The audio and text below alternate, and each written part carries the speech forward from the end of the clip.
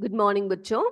तो पिछली क्लास में हमने कार्बन और उसके यौगिक के बारे में बहुत कुछ पढ़ा। पिछली क्लास में हमने ईंधन दहन के कारण पर्यावरण पर प्रभाव के जो इफेक्ट्स है वो पढ़े। कार्बन जो है हमारे वातावरण में कार्बन डाइऑक्साइड की मात्रा बढ़ने पर हरितगृह प्रभाव, ग्लोबल वार्मिंग सब होते हैं, इसके बारे में हमने चर्चा किया।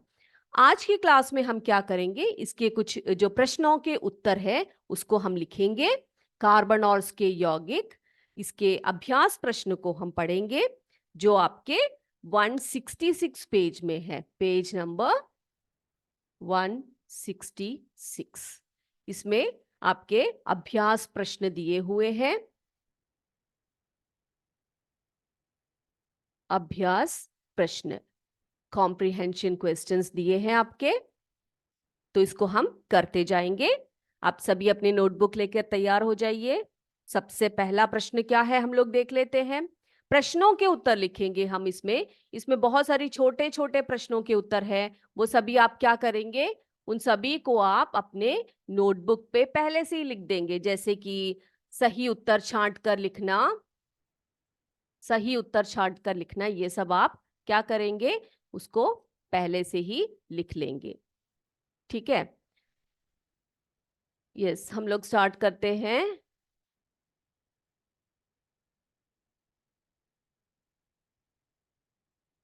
चलिए, प्रश्न लिख लीजिए।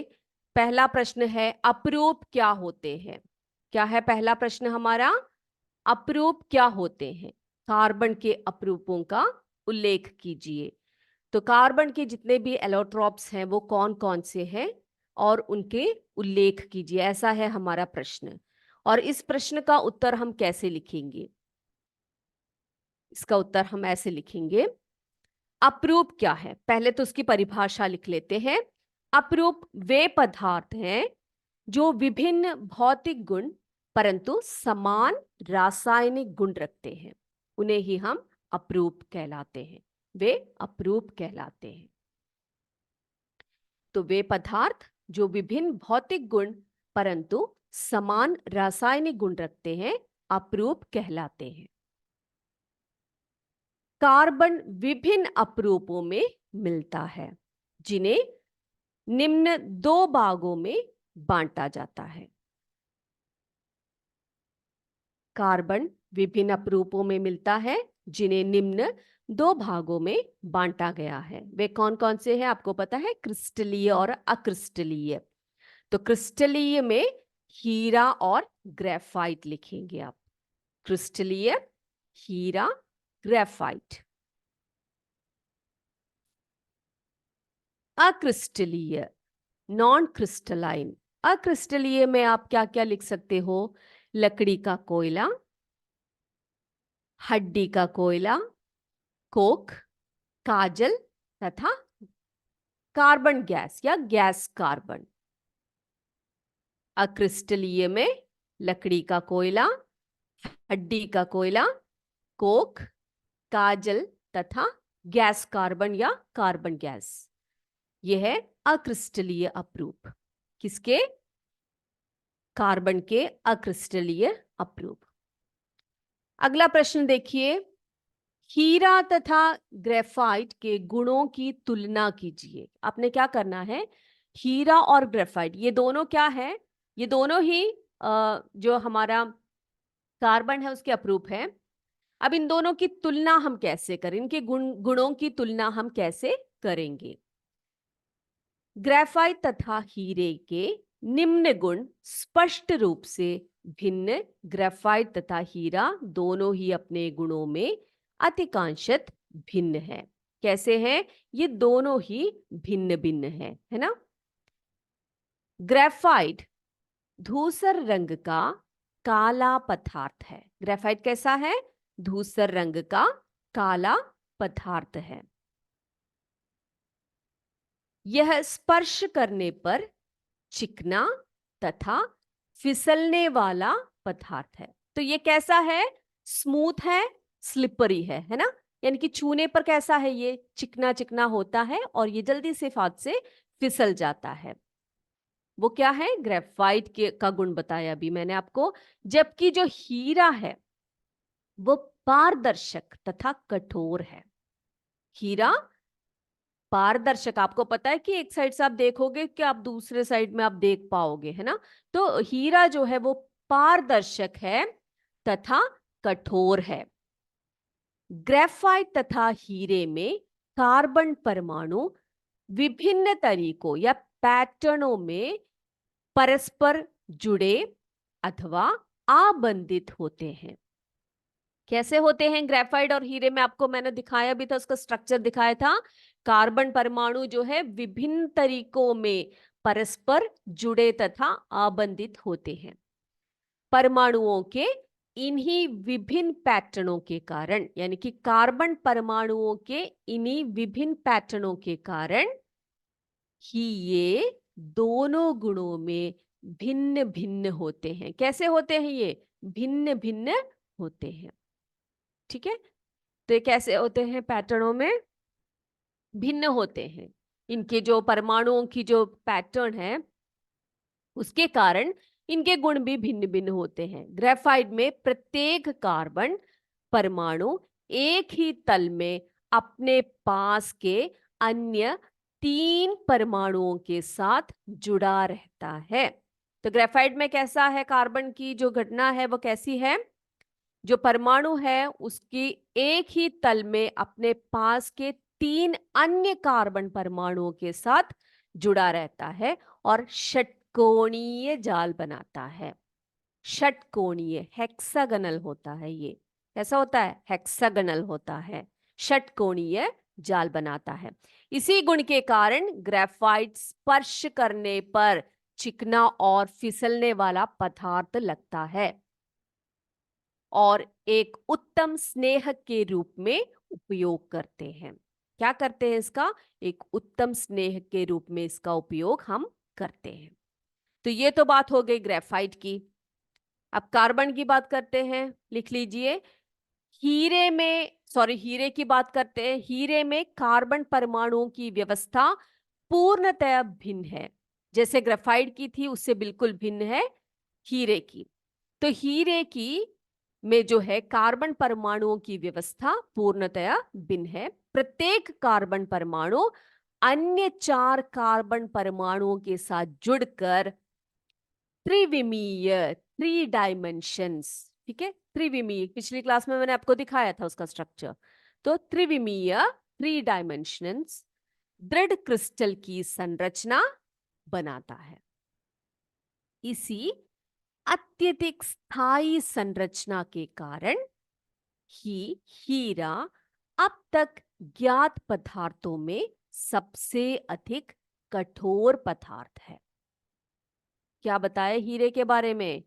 हीरे में जो है प्रत्येक कार्बन परमाणु अन्य 4 कार्बन परमाणुओं के साथ जुड़कर त्रिविमीय, 3 डायमेंशंस दृढ़ क्रिस्टल की संरचना बनाता है और इसी अत्यधिक स्थायी संरचना के कारण हीरा अब तक ज्ञात पदार्थों में सबसे अधिक कठोर पदार्थ है।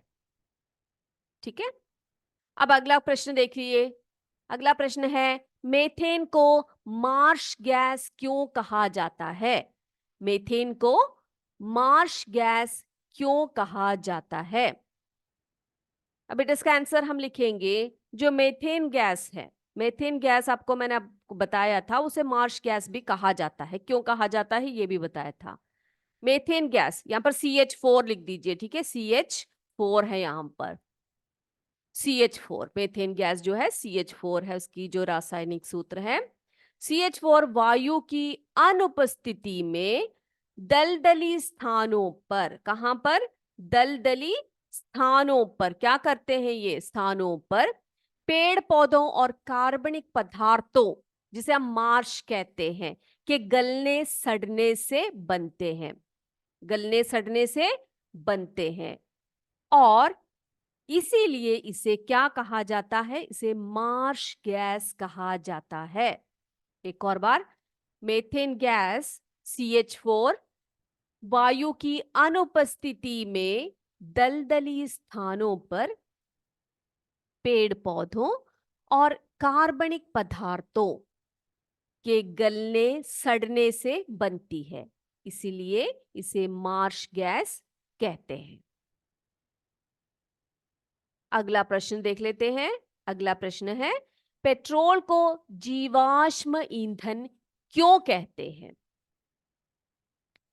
पेट्रोल को जीवाश्म ईंधन क्यों कहते हैं? फॉसिल फ्यूल कहते हैं हम लोग उसको, ठीक है, फॉसिल फ्यूल कहते हैं। पेट्रोल को जीवाश्म ईंधन क्यों कहते हैं? क्यों कहते हैं? क्योंकि देखो, पेट्रोल करोड़ों वर्ष पहले दबे मृत जीव जंतु एवं वनस्पति के अपघटन से बने हुए हैं, यानी कि उसी से हमें पेट्रोलियम प्राप्त होता है। इसीलिए पेट्रोल को जीवाश्म ईंधन कहते हैं। इसलिए जीवाश्म ईंधन कहते हैं क्योंकि ये किससे बने हैं, कैसे इसका रूप हुआ है, यानी कि ये कैसे रूपांतरित हुए हैं। करोड़ों वर्षों पहले पृथ्वी में जो उथल पुथल हुए थे, उसके कारण बहुत सारे जीव जंतु वनस्पति सब भूमि के अंदर दब गए थे, और इन्हीं दब मृत जंतुओं एवं वनस्पति के अपघटन से बने हुए पेट्रोलियम प्राप्त होती है, और इसीलिए हम पेट्रोलियम को जीवाश्म ईंधन कहते हैं। अगला है, पेट्रोल को तरल सोना क्यों कहा जाता है? पेट्रोलियम को या पेट्रोल को तरल सोना क्यों कहा जाता है? वर्तमान युग में, इसका आंसर ऐसे लिखेंगे, वर्तमान युग में पेट्रोलियम किसी राष्ट्र के लिए सोने से भी अधिक कीमती है। आपको पता है पेट्रोल सब की जो कीमत है वो कितनी ऊंची है, कितनी आगे बढ़ चुकी है ना। तो वर्तमान युग में पेट्रोलियम किसी राष्ट्र के लिए सोने से भी अधिक कीमती है, क्योंकि किसी भी राष्ट्र की उन्नति पेट्रोलियम की मात्रा पर निर्भर करती है ना। तो किसी भी राष्ट्र की उन्नति पेट्रोलियम की मात्रा पर निर्भर करती है। कृषि, उद्योग, यातायात एवं संचार आदि विभिन्न कार्यों में इसका उपयोग अत्यंत महत्वपूर्ण है, और इसलिए पेट्रोलियम को तरल सोना कहा जाता है। पेट्रोलियम को तरल सोना कहा जाता है। अब अगले प्रश्न की तरफ देखते हैं, जाते हैं हम लोग, आगे बढ़ते हैं। अगला प्रश्न है, प्रकृति में कार्बन किन पदार्थों में पाया जाता है? प्रकृति में कार्बन किन पदार्थों में पाया जाता है? तो इसका आंसर लिखेंगे, प्रकृति में कार्बन कैसे होता है?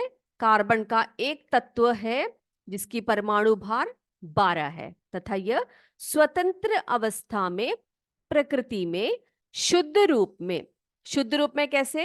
हीरा तथा ग्रेफाइट के रूप में। कार्बन जो है इसका शुद्ध रूप हीरा और ग्रेफाइट के रूप में मिलता है। इसके अतिरिक्त संयुक्त अवस्था में ये पेट्रोलियम, खड़िया तथा चूने के पत्थर में पाया जाता है। एक और बार, प्रकृति में जो कार्बन है वो स्वतंत्र अवस्था में या शुद्ध रूप में हीरा तथा ग्रेफाइट के रूप में मिलता है। इसके अतिरिक्त संयुक्त रूप में पेट्रोलियम, खड़िया तथा चूने के पत्थर में पाया जाता है। अगला प्रश्न, लैंप ब्लैक क्या होता है? लैंप ब्लैक क्या होता है, ये हम लोग पढ़ चुके हैं, है ना। लैंप ब्लैक क्या होता है?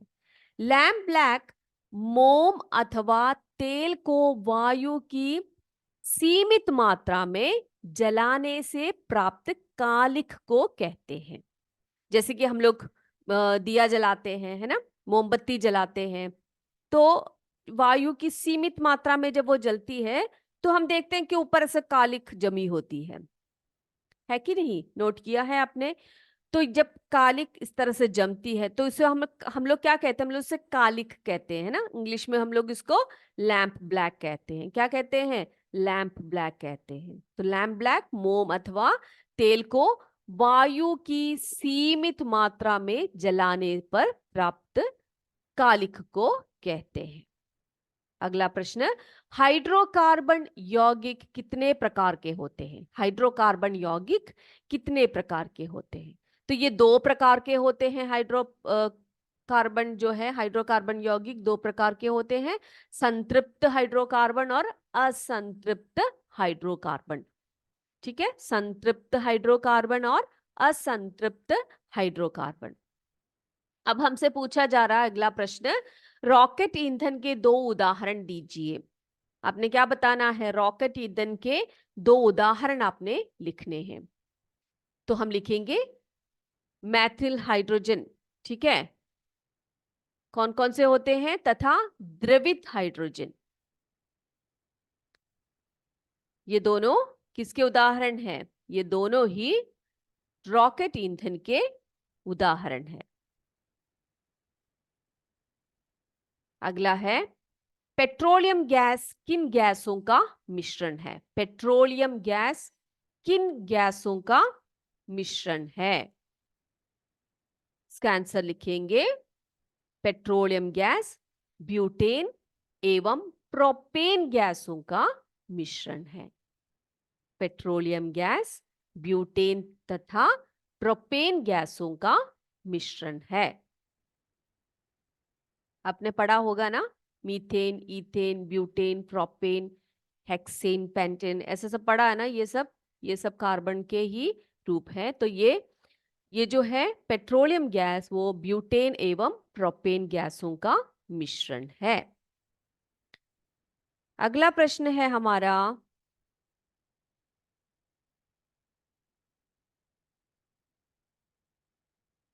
अगला प्रश्न है, लकड़ी कंडे खेतों में धान व गेहूं के पुआल जलने से होने वाले प्रदूषण के कारण पर्यावरण पर होने वाले प्रभाव का वर्णन कीजिए। क्या करना है आपने? लकड़ी कंडे खेतों में जो धान व गेहूं की पुआल जलती है, उससे वायु पर क्या क्या प्रदूषण होते हैं या उससे वातावरण में क्या क्या हानि पहुंचती है, उसके बारे में आपने लिखना है। तो इसका आंसर लिखिए, लकड़ी कंडे गेहूं व धान के पुआल, जिसे हम पराली कहते हैं, कोयला, पेट्रोल, एलपीजी के जलने से कार्बन डाइऑक्साइड गैस उत्पन्न होती है। कार्बन डाइऑक्साइड गैस उत्पन्न होती है। खेतों में धान व गेहूं के पुआल पराली के जलने से वायुमंडल में धुएं का कोहरा छा जाता है, जिससे आंखों में जलन व सांस लेने में तकलीफ होती है तथा वायुमंडल में कार्बन डाइऑक्साइड की मात्रा बढ़ जाती है। क्या होता है? कार्बन डाइऑक्साइड की मात्रा बढ़ जाती है। ये थोड़ा सा लंबा आंसर है, लेकिन आसान आंसर है, ठीक है।